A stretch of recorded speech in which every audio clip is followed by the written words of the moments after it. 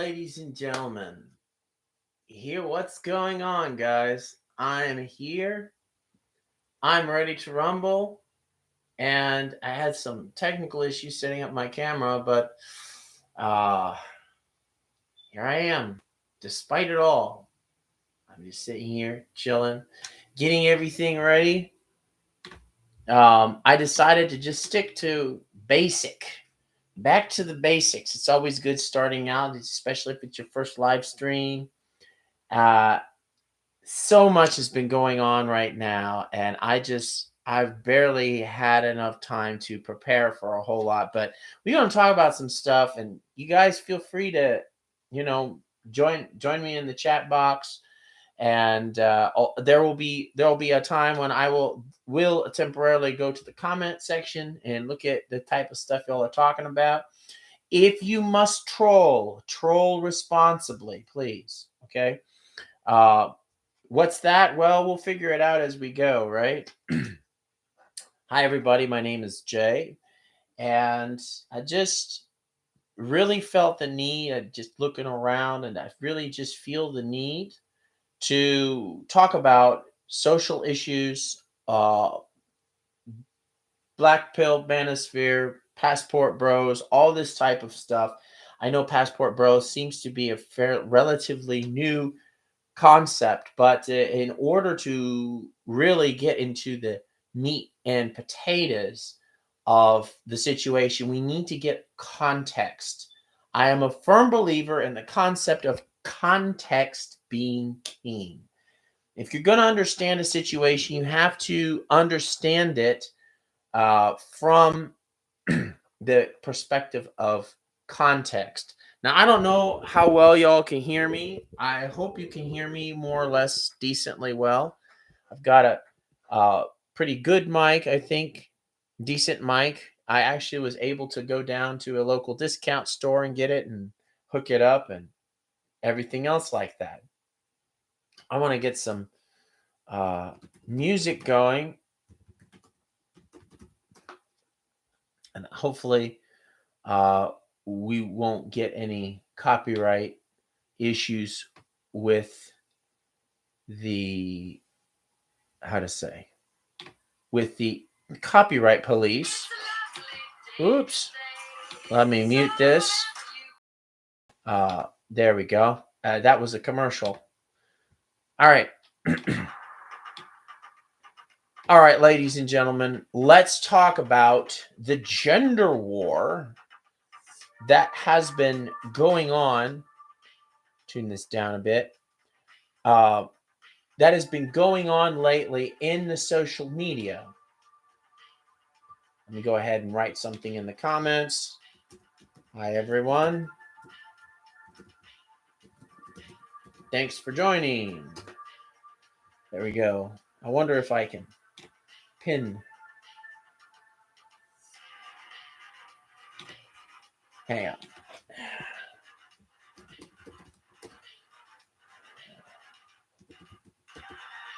Oh, if you must troll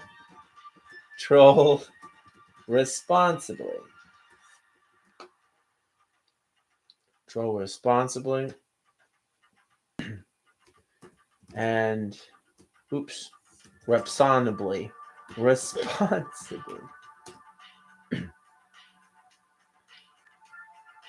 Also, respect each other. Thank you. All right.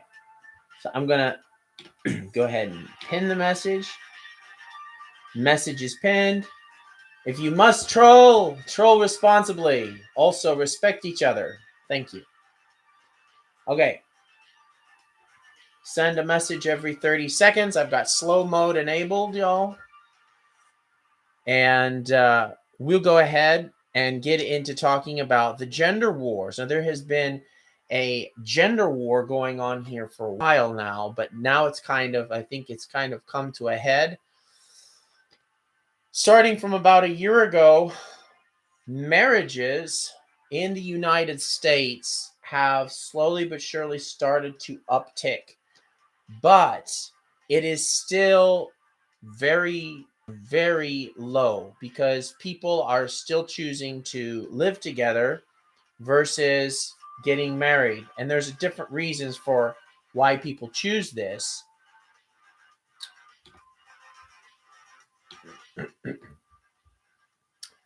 And what are some reasons for why people would choose to get married? Well, why they would say no to getting married. Um, one of the reasons is because many men have had a very, very negative experience with that. Part of it has to do with the legal code that pertains to marriage. It does tend to favor the woman over the man. And majority of cases, women do end up winning. I don't think that I really need to provide any stats on that. I think it's pretty much common knowledge at this point. If you are someone that is interested in that, I would, or getting married and things like that, I would definitely familiarize. If I were you, I would familiarize myself with the legal code of the state that you are in, because not all states have the same laws on marriage and who gets what and everything else like that. Okay, so a second. Just leave that the way. How come? What's going on? Pause, please. Thank you. Okay, good. All right. But let's go ahead and move on to the gender wars about career and roles that men and women have.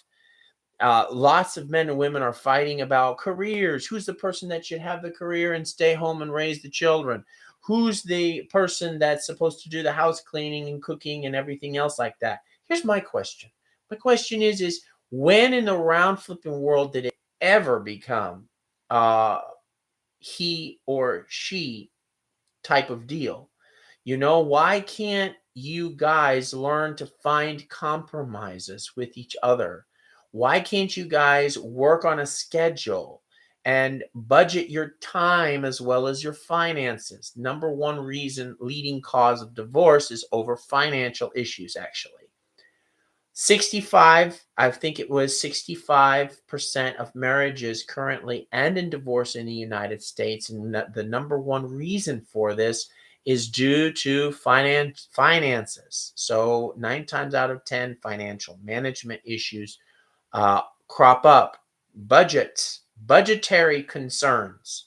People don't know how to budget their money properly, or they ignore their budget and just do free willy-nilly, do whatever they want. That is not a good recipe for success. If you want to get a good recipe, good handle of your finances, you've got to learn how to have a budget. Okay. Okay.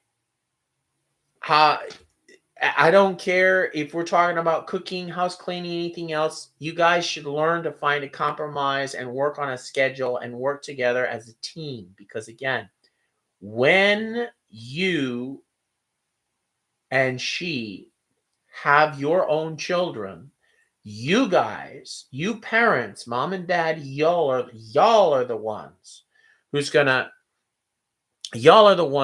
be picking up the slack, gonna be managing your household, and you have to be able to manage your household reasonably well and responsibly.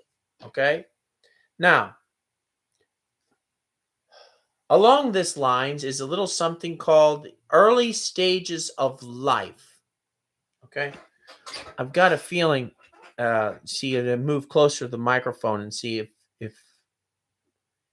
we can hear me talk well or not, because I've got a feeling that it's not really picking up sound very well, my mic.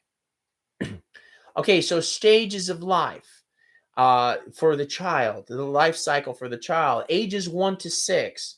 The child is looking for acceptance from the family unit. Okay, so from his immediate circle of family, he's looking for affirmation, looking for positive affirmation. And this is very important. Another reason why there needs to be more mothers and fathers in the home. Okay. Um, mothers and moms and dads. There needs to be two parents in the home. There needs to be two parents involved with raising the children, not just one. This is the problem. When you raise kids in a single parent household, they get the perspective of the one parent, but they don't learn, the masculine and feminine ways to interact with the world. And as a result, that does create an imbalance. Men, for example, or boys that grew up in a single parent household where the mother was present, they do tend to have more effeminate attributes or female ways of managing conflict, and that doesn't always lead to good conflict resolution. Usually, it exacerbates the issues or feminizes them to some degree. So this is very important that both parents are in the home. And I've said this before, and I say it again.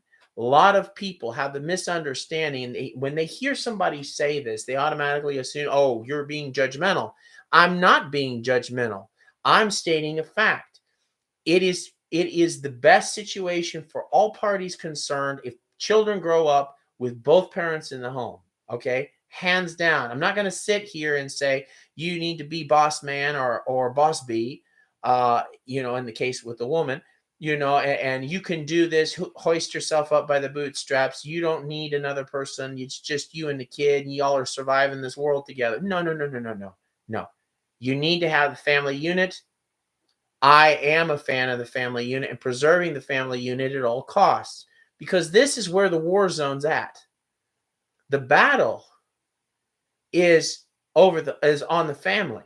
You guys got to understand this. It's not about black issues, white issues. I got a significant amount of comments on my page about this issue. Don't talk about Black matters. Excuse me. I didn't know we were segregating the conversation. We're not going to be segregating. We're not segregating this anymore. The reason why we're having the problems that we are today is because these people with these type of mindsets coming into the discussion and saying, you can't talk about this, you can't talk about that. Well, actually, that's censorship, but still, other people like to couch it in the terms of, oh, well, this is white issues. Oh, this is black issues. You know what I think of when I hear that? I think of this. This is the railroad tracks. That's where the white people live, and that's where the black people live. Let me tell you something. We're done with it. The year is 2022, not 1955. Do you hear me loud and clear? You segregationists, listen to me. Segregationism is over. We're not going to make the same mistakes that our forefathers did and encourage the slavery. We're going to move on to a bright new future, and this bull snot can go the way of the dinosaur. It can go like a snake, crawl right back into the hole where it came from. Hear me? Good. We need more people to say that. And if you are single, if you are a single parent and everything else like this, look, don't feel bad and don't feel guilty about the decision you made. But I do need you to do a favor.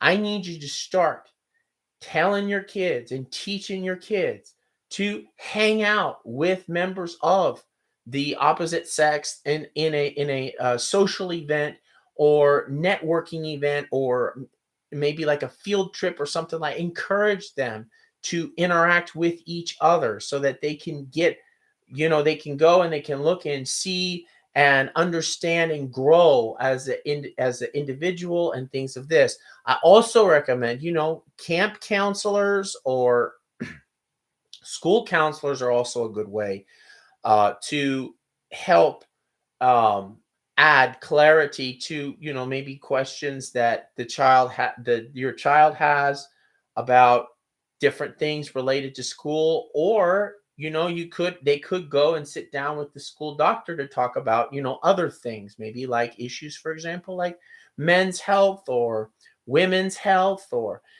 things like this. You need to encourage them to go consult with professionals that work at their local schools. Okay, school doctors or family practitioners or things like this, and then sit down with your local family practitioner and talk about these issues too, because this is very important, especially if you're a single parent. When your child gets older, and this has come up in a discussion that I had on my TikTok page with the young lady by the name of, we'll call her Trixie. Um, Trixie she had split custody with her kid, and she was saying things, something to the effect of, well, when my kid is off with dad, that's when I go on dates and everything else like that. And I told her, I said, I would recommend that you wait until your child is at least 12 years old, 12 to 19, before you start actively dating. Why is that? Well, chances are, number one, in researching the topic of marriage and everything else, I came across something interesting. When women hit their 30s and 40s, it seems, based off of what I found so far, I'm still researching this, but it seems that women actually have an increase. They hit an increase in their sex drive. Their sex drive goes up. Okay. And single mothers that are in their middle ages or reaching their middle ages, their sex drive is going to go up. Okay. When that happens, it's going to become more difficult to date with the intention of finding someone to settle down with. Okay. Let me say that again. When you get older as a woman in your 30s, when you go into your 30s and into your 40s, your sex drive is going to go up. Okay. I'm still researching this, but this is what my research is showing so far. And when that happens, that's going to increase the chance of you wanting to hook up more than look for somebody serious to settle down with. This compounds the problem later on. When your child gets older and becomes an adult, because you will be, by the time your child turns older, you will be in your 40s. Okay. You're going to be in your 40s. Your child is going to be almost like an adult, fully grown adult. And when your child moves out of the house, what's going to happen next is that you're going to continue to be sexually promiscuous. Now, why is sexual promiscuity a bad thing? I'll give you one reason why. With sexual promiscuity, okay, we're talking about just constantly active dating with the intention of hooking up. When this cycle continues and continues and continues, what ends up happening is you keep feeling a vacuum of loneliness. The loneliness hits you harder. And in the same token, you are going to become perhaps more insatiable. It's going to pervert. Okay. It's going to, how to say this? It's going to make you like a drug. Sex is going to become like a drug for you. Okay. You're going to become so obsessed with it, you can't do without it. When you reach the point to where sex becomes an obsession, instead of it having its place and you living your normal life as a normal, regular human being, that's when your quality of life, your QOL, becomes disrupted. And when your QOL becomes disrupted, what happens is that you degenerate into a a beast. Okay, you become almost animalistic. Okay, and you don't live a regular life at all. It's just you just want to hook up, smash, and dash. All right. The problem again, though, is that as you get older, you reach a stage in your life when you are going to crave the companionship. But if you keep doing this, hooking up the whole time into your old age and everything else, it's going to destroy you. Okay? It is a bottomless pit. You do not want to go to. You do not want to be involved with.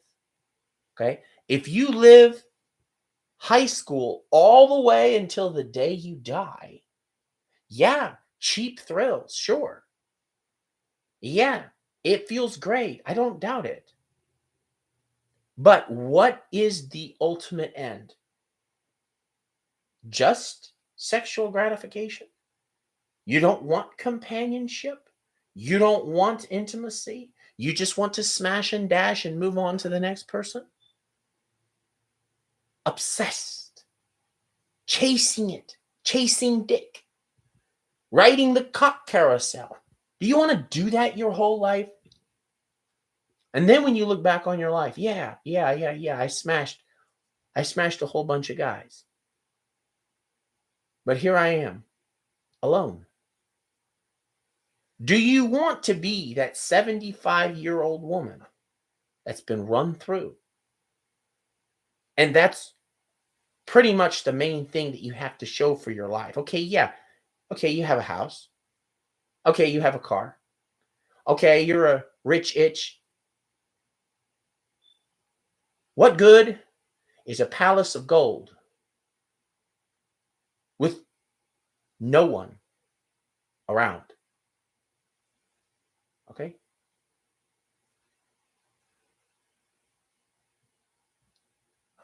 That's my point. Okay? And a lot of you ladies don't think that far ahead into the future. And I think you really do. Because many of you are already, most of you don't even have kids. And those of you who do have kids, you're longing for the good old days when you could smash and dash, right? Okay? And you're doing everything you can because I see it. Look, I see it. I actively date. A lot of you, yeah. Some of you are like 55 years old and you look great. You look like you're 30, 32. But again, I ask you, is this the end? Do you want the end of your life to look like that? That's my question for the ladies. All right? Stages of life, guys. It's a very real thing. It's not just a psychological mumbo jumbo. No.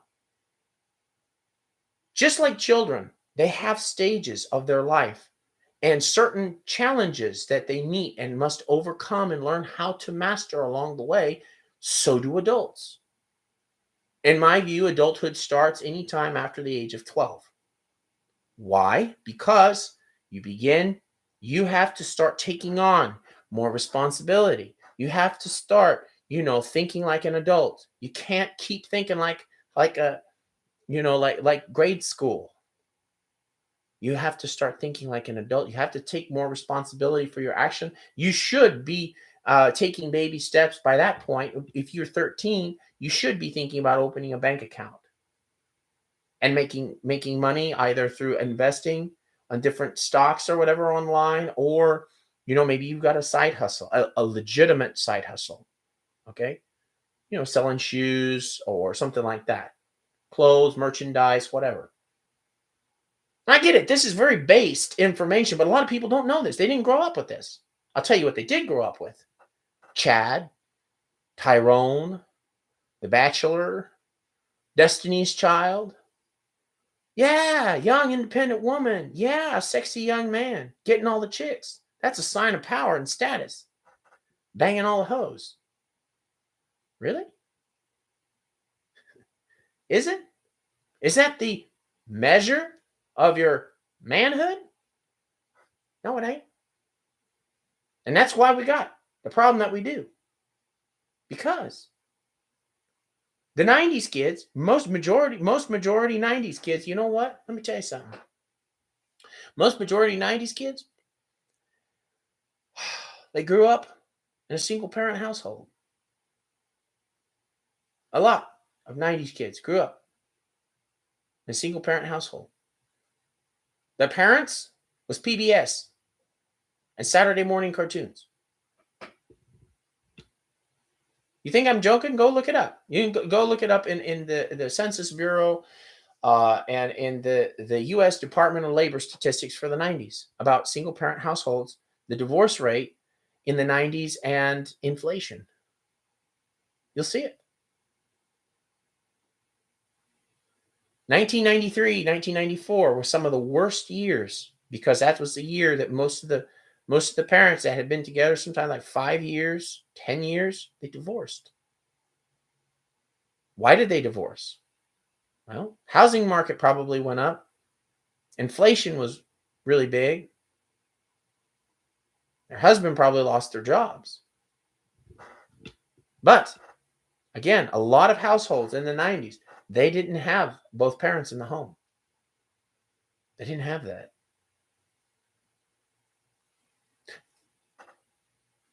My point is, guys, again, no judgment.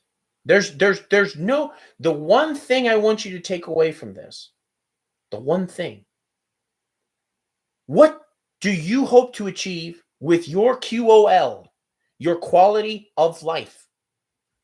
What's your future going to look like? Think. It's never too late to change your ways. Okay? But you got to start now. And especially, I'm talking to y'all single mamas out there. Y'all, seriously. The good men that come into your life, you want to know what you do? Let's keep it in the chat room. Let's keep it online. Right? Let's keep it online. I feel more safe. I feel more secure if I just keep it online. You want to what? You want a chia pet or something? You're going to treat good men like they're chia pets or something? I don't think so. I'll tell you one thing. I do consider myself to be a good guy. I do. I don't mistreat women. I don't run around and, have a smash and dash policy. I'm not a door dasher. You know what I mean? I don't do that. That's not my policy. Right? Granted, everybody's the same. They got different stuff, but you don't want to live in the hookup culture. The hookup culture is going to kill you, man. It's going to kill your quality of life. It's going to destroy the nuclear family.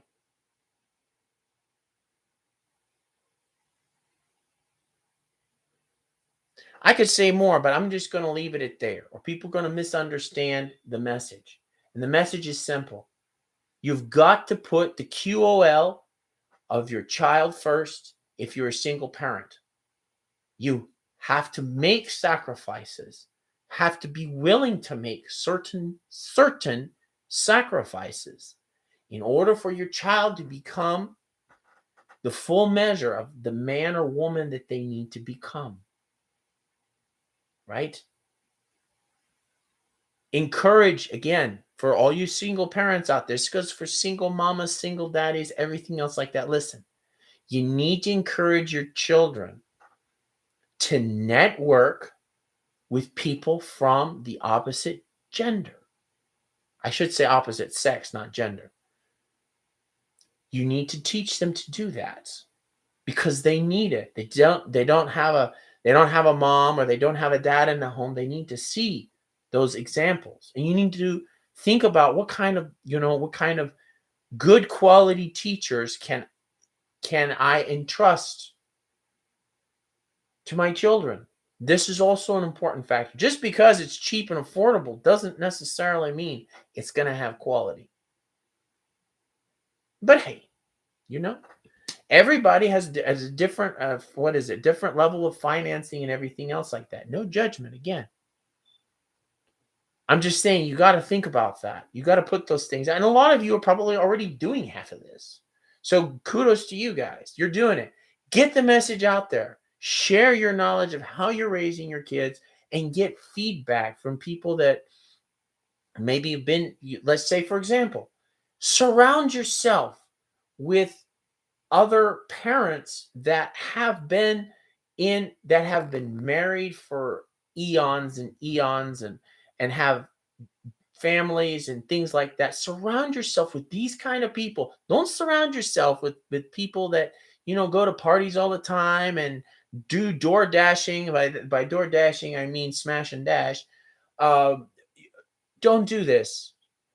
Don't surround yourself with chicks riding the cock carousel. Okay, don't do it. If you're a single mama, don't surround yourself with these type of women. You need to surround yourself with quality women that have been in marriages, and the marriages have lasted the test, have withstood the test of time. That's what you need. You need guidance. You need the humility to accept the guidance. Okay, that's the point. All right. Okay, let's move on from talking about that. And I want to get into talking about the passport bros. There are at least 4 different definitions, or 3, for the passport bros. The first one is young or black males traveling the world for different reasons, whether it's to find love or find a wife or whatever reason. Okay, that's the first definition. The second definition is men in general who travel the world looking for love or smashing and dashing. Okay, I forgot what the other 2 were, but those are the 2 primary definitions for passport bros. I think the third definition, it could be somebody who loves living. Passport bro is somebody is who lives overseas, and he's moved from United States to the other country. A better term, however, would be expat. Okay, because an expatriate is somebody that is well traveled, that has traveled and been to different countries and has lived extensively in other countries. But you know, is what it is. Maybe this new term will end up replacing the term expat. I don't know, but there's a third definition. The fourth one, it'll come to me, I guess, maybe at some point. But if not, those seem to be the main definitions flying around right now, and people are kind of just getting on their case because the common narrative, is that these guys are just a bunch of sex pats. What is a sexpat? A sexpat is somebody who travels the world looking for sex. Okay. This is not, and this does not define the movement, what the movement is about. I would say, and generally, my understanding of the passport bros and my definition of it is somebody who has traveled abroad, who is traveling abroad or living abroad, who's looking for a hookup, or he's looking for a wife or companion. That to me is what a passport bro is. Okay. This other stuff about, oh, they're all a bunch of freaks or, sex fiends or whatever. No, that's not what that's not why most of the men are doing this. Most of the men are leaving and going overseas because, again, as I've pointed out earlier, this issue, this crisis of the nuclear family unit has led to the decline of marriages in the United States. Okay. So and because of this, and men have tried, many men have tried. They have tried. They've gone to networking events, they've gone to social clubs and outings, they've tried online dating, they've tried all the apps, everything else like that. And they're tried just about everything except travel. Okay. Now, this is going to be interesting to see how this passport bro thing pans out. What is going to happen? Well, here's what I predict is going to happen. Give it about 10 years, and we will see the end result of the passport bro movement. The end result, I believe, number one, there are going to be men who are going to develop the proclivity of traveling around the world for sex. That's going to happen. So there's going to be an increase in sex tourism. That's the first thing. But the second thing is a lot of men are going to experience things that they have never experienced before, get exposed to other cultures in ways that no one else in the United States has ever experienced it, because most of the people who learn anything about other cultures in the United States usually learn about them in a classroom setting and don't really have any life experience. And these guys, they're going to get the life experience, right? They'll mess up and make mistakes along the way, probably create a couple of scandals in the process, like Austin Holloman, but they will learn from their mistakes, they will grow, and they'll become successful men. Okay? They'll probably end up having small businesses and everything else like this. This leads me to my third point. Men developing functional relationships with foreign women. Now, I want to highlight this because a lot of people segregate. They love to segregate their ethnicity from other ethnicities. Okay. There's a certain kind of standoffishness when it comes to dating people outside of your race. I don't care if you're a black person dating a white person or a white person dating a black person. The family of both of the people that are meeting each other, it's also can be a very challenging dynamic and complicated. However, not all hope is lost. It is very possible, my friends, for people to find love overseas, to marry and settle down with a foreign spouse is a noble thing. It's not a bad thing.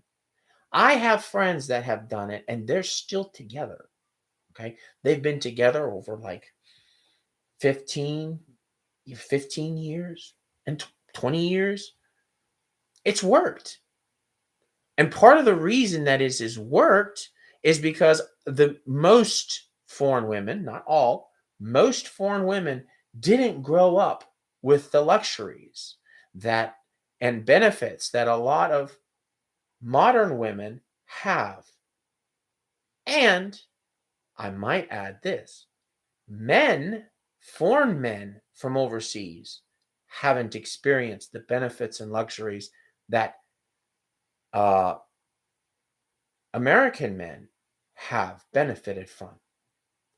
And because of this, I predict the third thing you're going to see is women getting tired of toxic fembots running around telling them that they don't need a good man, telling them that the only true meaning in life is door dashing, from one man's lap to the next.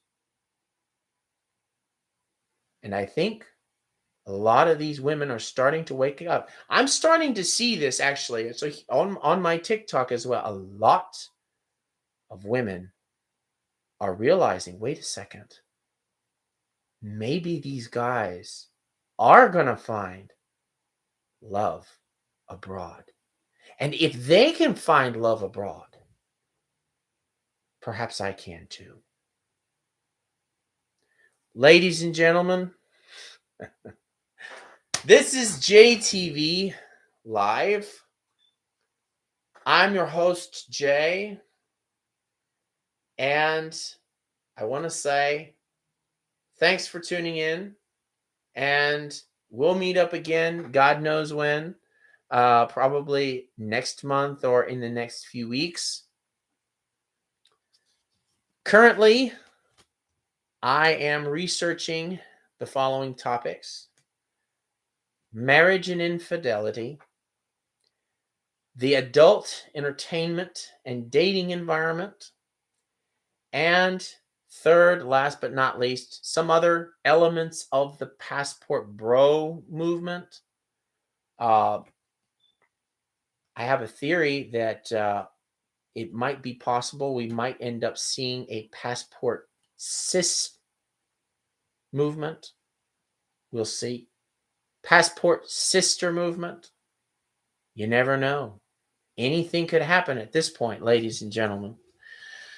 When with that, I bid you all adieu, and I'll see you the next time when we go live.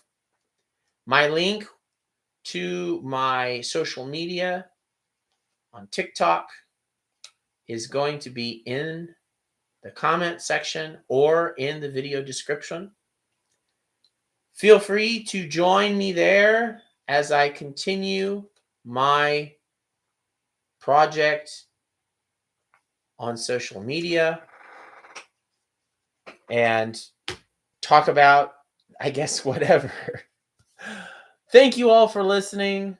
It's been an honor. It's been a privilege to have you here and speak with you all. And I look forward to seeing you all on my next live stream. I'll let you all know on my TikTok when that's going to be. Most of the time, I'm active on TikTok. Well, and right now, I'm actually on TikTok. Let me see if I got if there anybody, any messages or anything else like that. Cool. Okay. All right. Nothing so far. Did get several more ads. People have added me already. We're already over 100 subscribers, and that's awesome, and that's great. And this means that I can continue to live stream from here. What are the plans for the future? I don't know yet. I'm wanting to do a longer program on marriage scams in the United States. We will see how that goes. You know, a lot of people criticizing the passport bros for being sex packs, but nobody wants to talk about the scamming Sarahs making a cut of $10,000 from foreign men coming abroad to try to cheat the United States immigration system. I'm sure that will be a very interesting topic to explore, especially in light of everything that's happening right now in TikTok land. Anyway, guys, I'll see you next time. Bye.